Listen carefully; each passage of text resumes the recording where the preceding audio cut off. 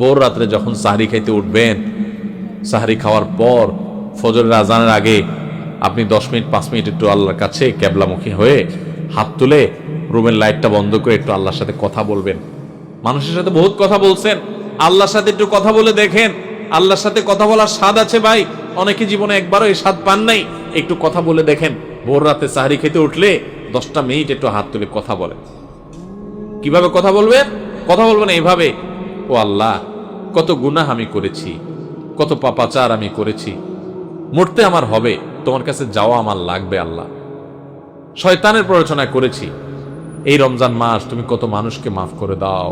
নবী করিম সাল্লাল্লাহু আলাইহি ওয়াসাল্লাম বলেছেন, ওয়ালিল্লাহি উতাকাউ মিনান নার ওয়া যালিকা ফি কুল্লি লাইলা। রমজানের প্রত্যেক রাতে আল্লাহ তাআলা অনেক মানুষকে সাধারণ ক্ষমা ঘোষণা করে দেন, যে যাও অমুক অমুক অমুক অমুক, যাও তোমাদেরকে মাফ করে দেওয়া হলো, জাহান্নাম থেকে মুক্ত ঘোষণা করে দেওয়া হলো। আল্লাহ কত মানুষকে আপনি সাধারণ ক্ষমা করে দিবেন।